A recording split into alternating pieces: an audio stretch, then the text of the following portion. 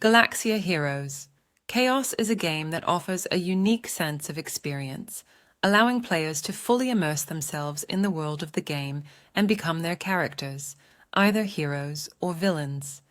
The game offers a true role-play experience, requiring players to truly become one of its denizens. The advancements in technology have made it possible to create an extravagant and completely unnecessary competitive element. Suddenly, the protagonist is confronted by Yggdrasil, a dual-wielding samurai. Despite knowing the gist of every character in the game, the protagonist cannot predict every single trick or strategy. With Ranzo's special skill, the protagonist reduces the distance between himself and the enemy in an instant. The opponent's special attack is a deadly close-range technique that requires vigilance. The only solution to escape it is to go up, and the protagonist nails the timing perfectly with a high jump. Ranzo's technique, Amatsukaze Tairansan, could create 10-meter-long slashes with a filled gauge. But what really excited Ranzo was defying physics with his character, based on American comic books. In a battle with Natsume-san, Ranzo observed her cautious style, and understanding her rhythm helped him plan his attack. Certain types of players had specific rhythms, some more predictable than others. But in the end, romantic ideas could be both a double-edged sword and led to interesting results. Sanraku had a Swiss Army knife style, adapting quickly and being unstable. On the other hand, Towa Amane was pure evil, much like a spider weaving its webs. The air was thick with tension as the two heroes faced off. Metius, a high-mobility character, had the advantage when it came to movement, but Amdrava's lava armor made close-range combat dangerous. Metius needed to utilize hit-and-run tactics to slip in quick hits without taking too much damage. While their battle raged on, the city of Chaos City crumbled around them, with Pensilton's sick pleasure evident in her terrifying smile. The game itself was an anti-population simulator with battle elements, and Katsu seemed to take twisted pleasure in the chaos, causing Metius to wonder what was wrong with his head. As Katsu proposed a mock battle against Metius, the hero was forced to strategize how to come out on top without exploiting bugs. In the end, Metius would need to dance like a butterfly and sting like a bee to emerge victorious. Metius cautiously steps back, keeping a safe distance from Amdrava. He notes that Amdrava's appearance does not give away its ability to attack, making it difficult to predict its moves. However, Metius remains vigilant and approaches to strike. He quickly advances towards Amdrava with incredible speed, leaving his opponent no room to counter-attack. As they close in on each other, Metius unleashes a series of deadly close-quarters combat moves, evading Amdrava's molten concrete shot. Though Amdrava manages to stand on one leg after Metius shatters its knee, he senses that Sylvia Goldberg may prove to be a tougher opponent than he anticipated. Katsu admits that she is faster than Metius, leaving Metius curious about the potential outcome of a battle with her. Amdrava and Metius are battling it out in an intense match. Metius manages to pull off a legendary combo on Amdrava, leaving Sylvie as the absolute champion. Despite Amdrava's losses, he still has faith in Katsu's ability to win against Sylvie. To prepare for the upcoming battle, the protagonist heads to a 24/7 convenience store to restock on energy drinks.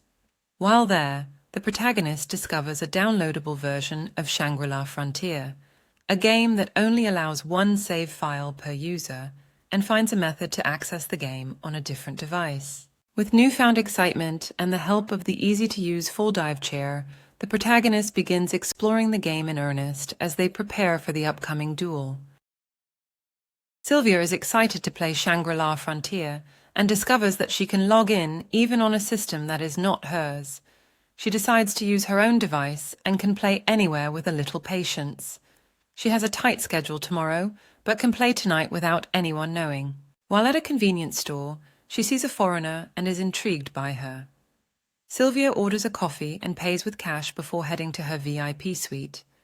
The boy Sylvia saw earlier is also intrigued by Shangri-La Frontier and gets lost in the game soon after. Sanraku and Alva explore the city at night, where they witness the beauty of fish swimming in large schools. However, it also attracts powerful predators, such as a dragon-like monster and a new apex predator with blue flames surrounding its body. The latter proves to be more powerful than the dragon, injuring it severely. Sanraku realizes that the reversal of physical conditions in the city makes it unpredictable, and even safer at night is not guaranteed. Regalex is helpless as the monster tightens its grip and prepares to strike a fatal blow. The predator emits a deadly blue glow that spells certain death for anything in its path. Although Regalex struggles, it is quickly becoming clear that there is no escape. The hero realizes that provoking the beast may be the only way to survive. With no audience to observe, the hero dives towards the monster, collecting items along the way. Despite the comical animations of the monsters, the situation is dire. It's time to make some serious provocations and hope to obtain a mighty destructive force. Kutanid of the Abyss possesses an unparalleled ability, surpassing even the likes of Wesamon and Lucan. Its power can restore destroyed objects to their original state, making it a true game-changer.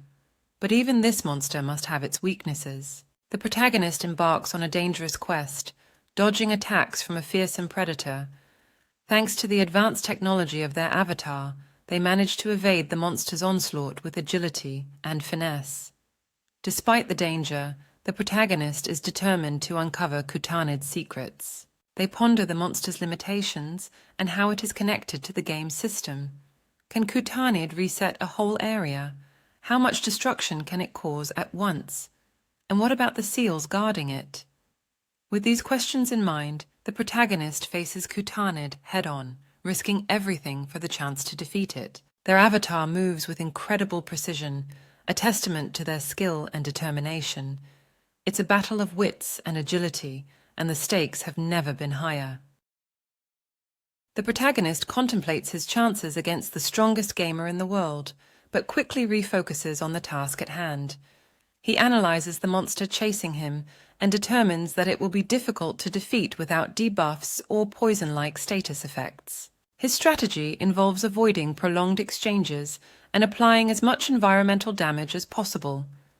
He takes advantage of narrow passageways and visual cues to outmaneuver the monster, while also chugging energy drinks for stamina.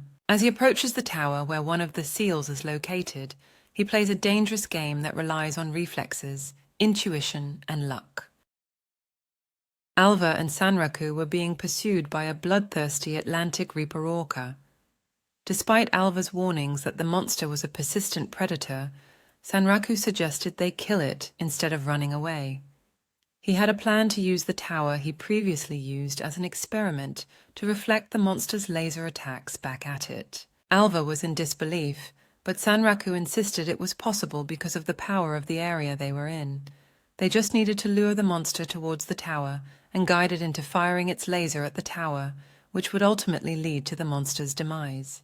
The only challenge was timing it perfectly within the 20-second window it took the monster to charge up its attack.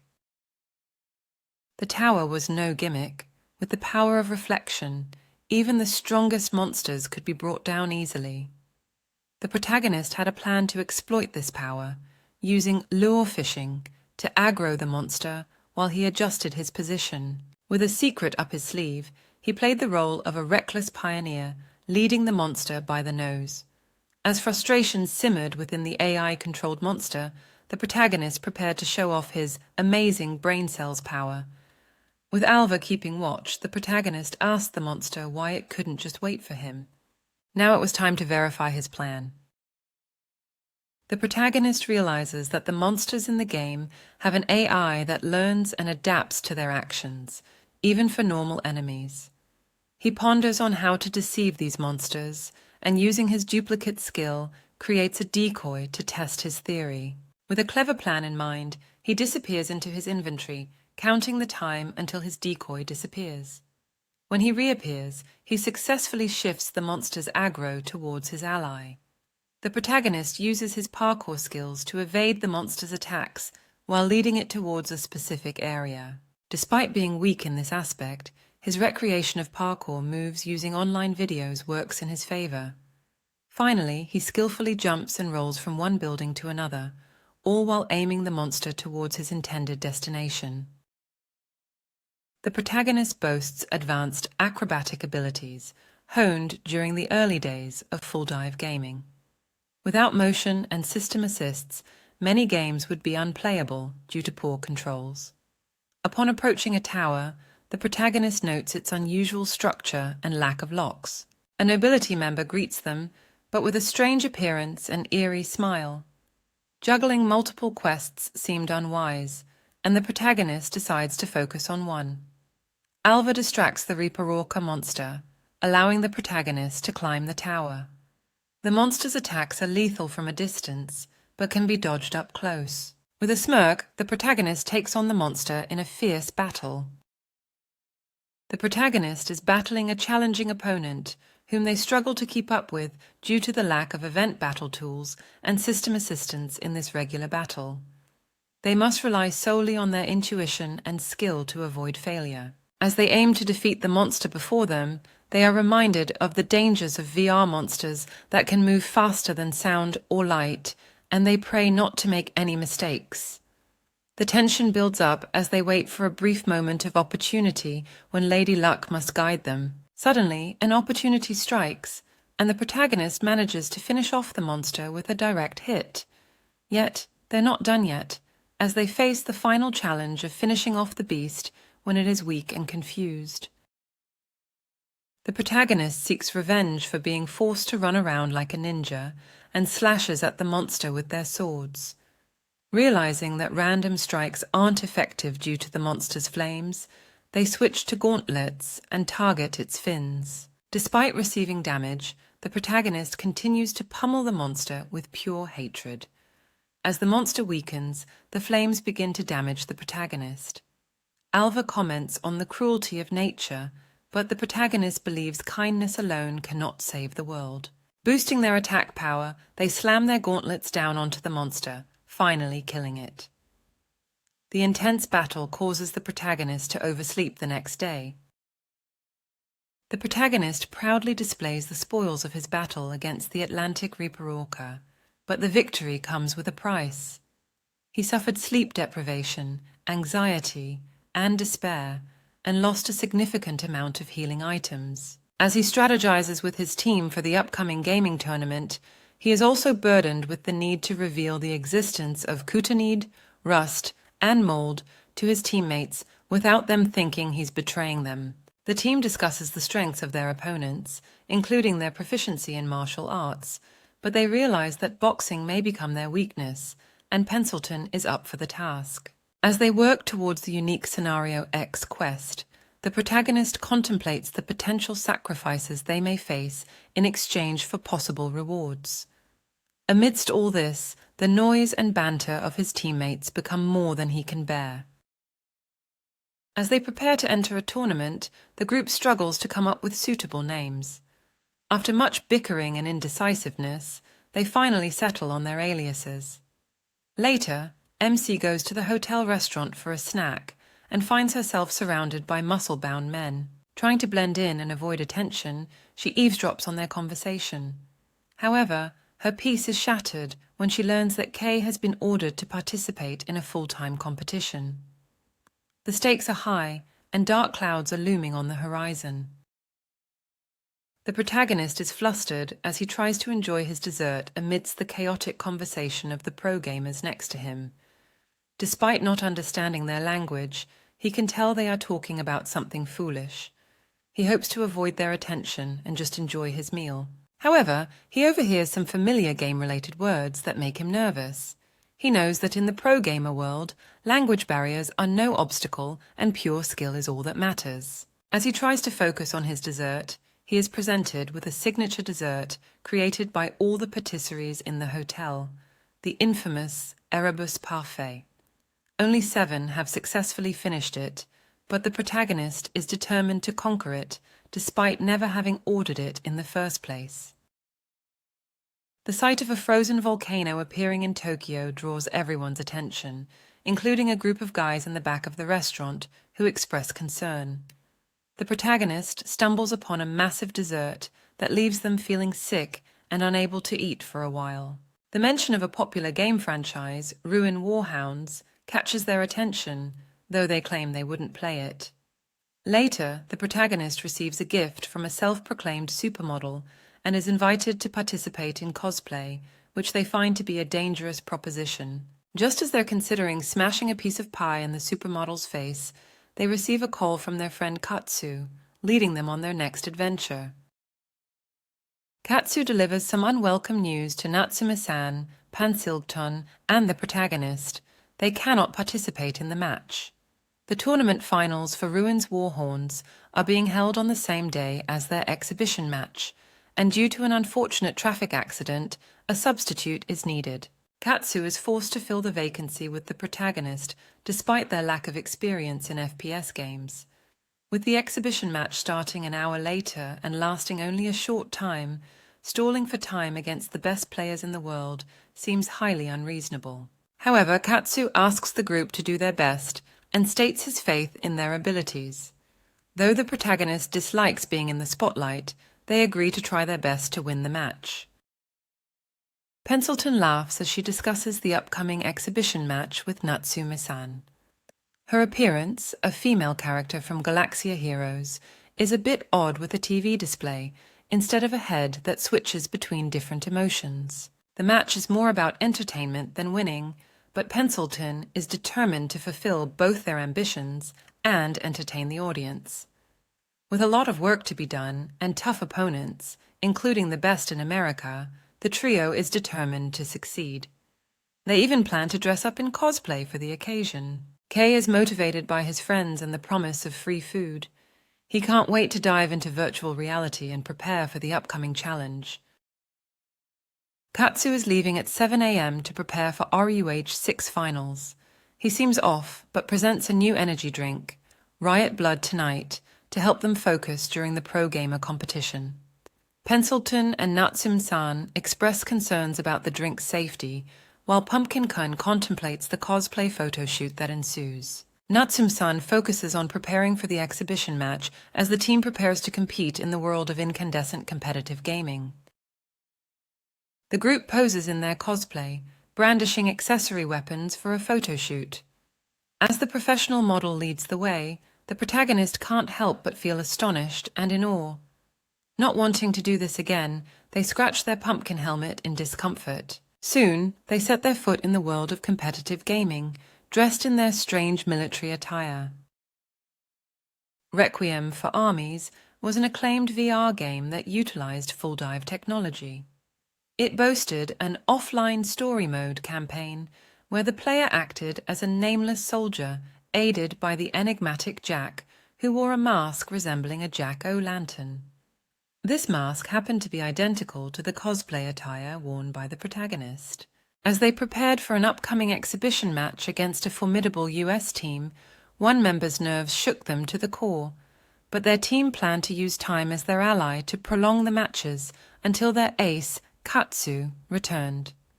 However, their opponents were professional players and the plan was no guarantee. Nevertheless, they aimed to put on an impressive performance in Katsu's absence. The time had come for the big show, and the staff appeared at the door. The director of Galaxia Heroes Chaos took to the stage and introduced the new game. Members of Star Rain and Nitro Squad were going to perform an exhibition match. The commentator Sasahara 8, a gaming idol, hyped up the crowd with her microphone.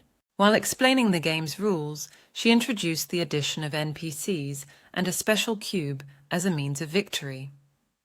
Asama Ayato, a member of the pro gaming team Colt Bison, was also brought on as an additional commentator. He may not have been an expert in fighting games, but his skills at commentary were second to none. After the match, the functions of Babel, a new type of service by Utopia Computer Entertainment, would be explained. Babel was a real-time translating system that would premiere at the end of September. It had been pre-installed in the system that both teams would be using to address the potential language barrier between Nitro Squad and Star Rain. Finally, the first match was about to begin. Natsume Megumi vs. Lucas Garcia. Lucas Garcia, or Skelecom, is the brain behind Star Rain. Though not as physically strong as his comrades, he is a demon of analysis and adapts quickly to any situation. In a game of Galaxia heroes, Chaos, he chooses his go-to character, Dr. Sandalphone, an old man holding a smartphone which he uses to defeat evil creations. His opponent, Natsume-san, is known for her ability to adapt and overcome adversity. With the guidance of Master Schemer Pencilton, Star Rain uses roleplay and strategy to create dramatic battles and stall for time. Despite her shyness, Natsume-san must remain vigilant and observe her surroundings. Will she triumph over Skelecom's analytical mind and come out as the ultimate hero of the game? Natsume-san faces many adversities on her path to victory, which has been made even more treacherous by the involvement of Star Rain. Despite having to cancel her family trip to Guam, she reluctantly agrees to help establish a duel between Kei and Sylvia Goldberg. Megumi understands the destiny at work here and vows not to lose to it. Yggdrasil, a counter-expert, must now face Dr. Sandalphone. The two villains, Yggdrasil and Pencilton, have prepared for this and intend to prolong the game as much as possible. Natsume-san deserves admiration for putting on a real display with her true name and face, even though it is all just role-play. The pumpkin mercenary and exiled female knight watch the violence unfold on screen cheerfully, yet eerie. Yggdrasil used children and elderly as meat shields, leaving Natsume-san horrified. As they comment on her actions, Sasahara 8-san approaches them. Meanwhile, Pencilton explains the game's tactics, and the protagonist struggles to focus. He accidentally activates a glowing pumpkin helmet and opens an energy drink. Sylvia Goldberg and Johnson laugh, and the commentator observes the game's changing situation as Yggdrasil switches to defense and Dr. Sandalphone attacks. Natsume-chan faces a difficult decision to win the round. In the midst of a fierce battle, Natsume-san takes the lead with a risky move, but her opponent quickly adapts. The problem is her tendency to take hostages due to her shy nature, which is not a sustainable strategy. The audience watches as Natsume-san is attacked from behind and forced to make a tough decision. She chooses to retreat and regroup, focusing on a counterattack. Meanwhile, the team investigates Star Rain's unique gauge conditions and trains in villain characters. Yggdrasil causes chaos in the city, thriving on inflicting harm on innocent civilians. The final round approaches with Natsume-san facing a tough opponent, but the team is excited for the challenge, enjoying the thrill of the game. Natsume fought valiantly, earning the group an extra 24 minutes, but unfortunately lost to Lucas. Sylvia Goldberg's delayed appearance complicated their strategy, but they had hope in No Name's abilities. Clockfire, No Name's chosen character, was deceptively friendly, giving a little girl a teddy bear before causing an explosion with another. Despite this chaos, No Name was confident in their victory.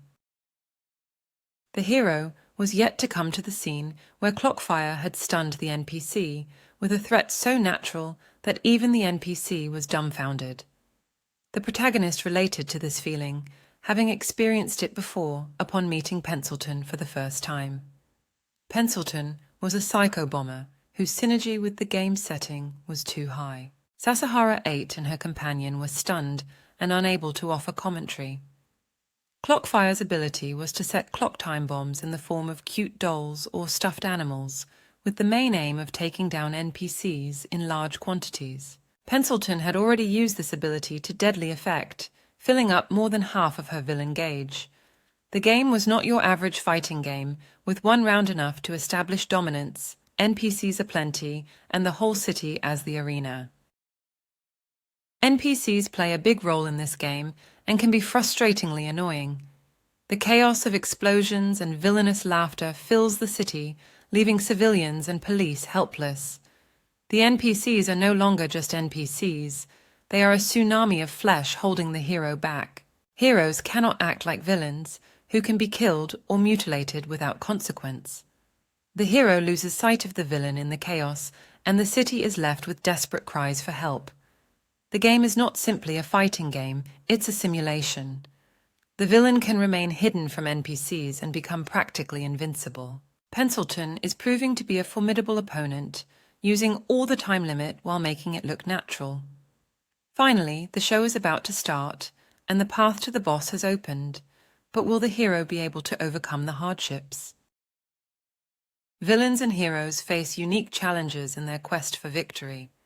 Villains accumulate their gauge through chaos and destruction, while heroes must first deal with the damage caused by the villains. As the game continues, villains face difficulty in causing further destruction, while heroes accumulate gauges to use during the showdown.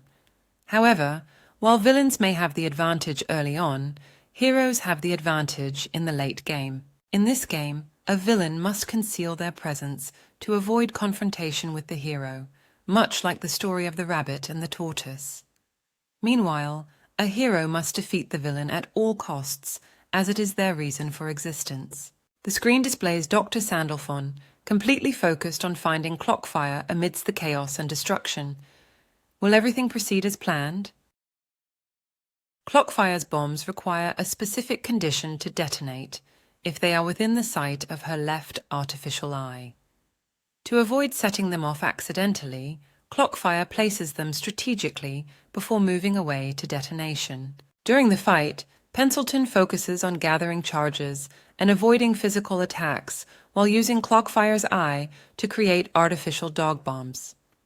Using NPCs as a shield, she manages to avoid her opponent's powerful attacks time after time. Her ultimate goal is to break the 1-hour record, and with some careful planning, she may just succeed.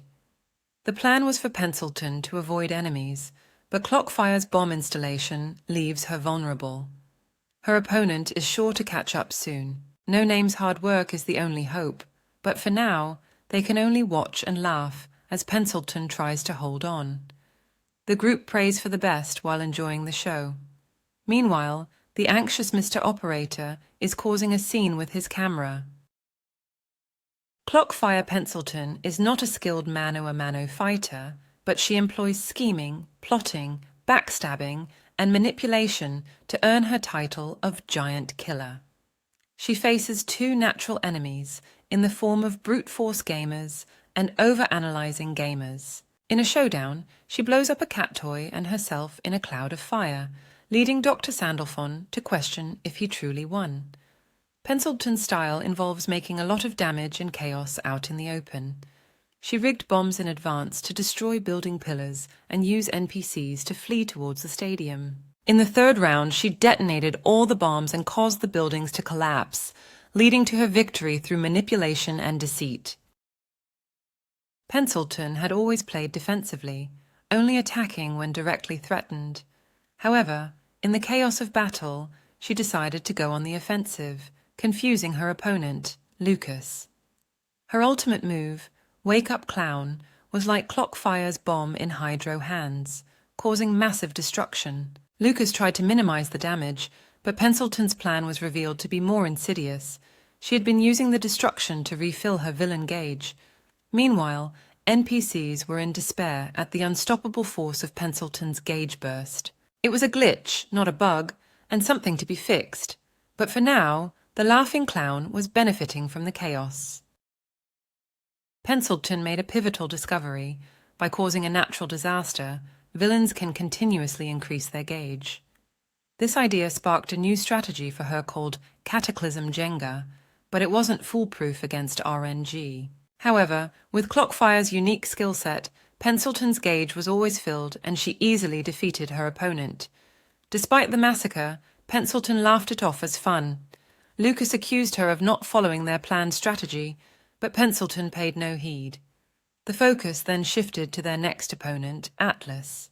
Although Pencilton's behavior toward her on-screen lover was bizarre, she remained a master manipulator who delighted in chaos.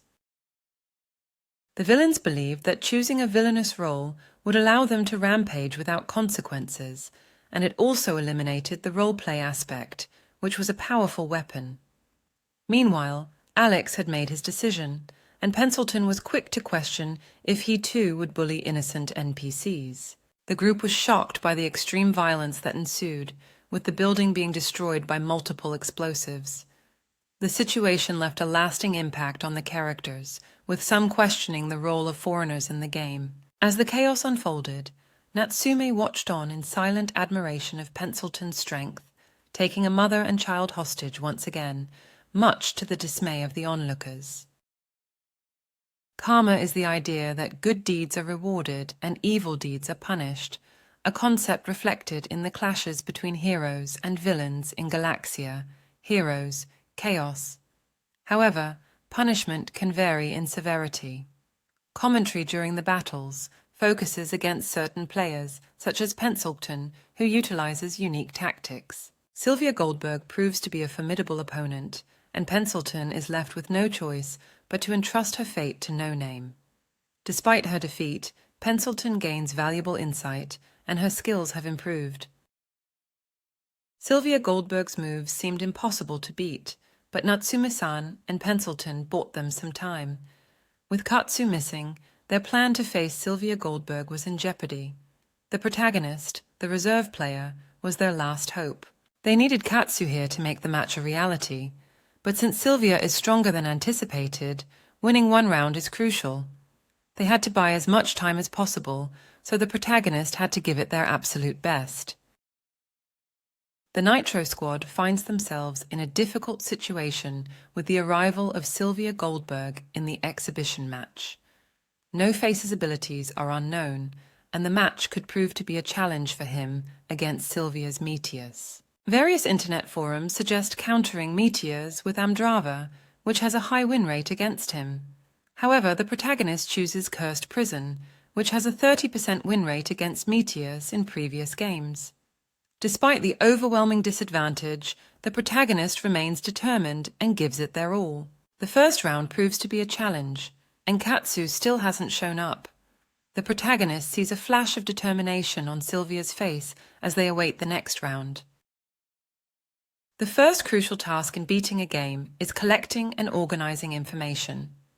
Comparing himself to pro gamer Sylvia Goldberg, the casual gamer realizes she relies on intuition rather than planning every move. He observes how deeply she knows the game and acknowledges her as a cutting-edge AI. The game's technology doesn't change much unless there's innovation. The casual gamer attempts to limit Sylvia's movements, confident in his theory after watching her battle someone else. Suddenly, he experiences a switch flipping inside his head, feeling like molten lava courses through his veins. He abandons caring about time and unleashes his desire to crush the hero before him, rejecting the idea of winning through a setup. He finds a small opportunity for a counterattack. Kay rushes to the exhibition match, causing the Nitro Squad members to look at him oddly. But why? Kay hoped for some recognition upon his arrival, but everyone's gazes were fixed elsewhere. The executives had made an appearance, causing Pencilton to chuckle. No Face's match with Sylvia Goldberg was on display, accompanied by maniacal laughter that mirrored Kay's esteemed gaming friend. No Face's defeat was due to various issues. The undefeated champion smiled at the passionate challenger. Sylvia Goldberg was disappointed and bored while waiting for Wormy Kay to appear in the game. She was hoping to face Kay in battle, as he was her greatest rival. Sylvia was confident in her skills since she emerged victorious in every battle she fought. Cursed Prison was her arch-nemesis, and she would never let him beat her. Despite the delay caused by the No-Face player, Sylvia was impressed by the opposing team's ability to stall for time. However, she was dissatisfied with her current opponent. When the match began, Sylvia kicked and ran up the wall, but her opponent grabbed her foot. Cursed Prison, unlike Meteors, was heavily armored and fought with power. Incorporating 5 motorcycles into his body, Cursed Prison was able to overwhelm Meteors, the United States' #1 player. Despite Cursed Prison's lack of mobility, the added weight of 5 bikes allowed him to move at incredible speeds for short periods. Cursed Prison swung Meteors around like a rag doll and sent him crashing through a building. However, Meteors managed to avoid his embrace and fell into his trap. Cursed Prison then performed a lariat on Meteors, forcing his body to do a backflip in the air. He then placed a motorcycle tire near Meteors' face, preparing to demonstrate a Kabedon move. In a fierce battle, the protagonist unleashes a powerful combo against Meteus. The engines on their body roar, emitting black smoke and flames. Meteus is blown away and confused as to why the protagonist was talking about yakiniku. Despite feeling the heat from the engines, the protagonist is ready for the next round. The fight continues with intensity, as the protagonist is now a human-sized monster.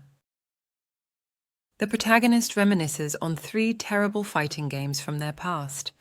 Berserker Passion Online and its frequent use of bugs and glitches almost caused them to lose their sense of pride.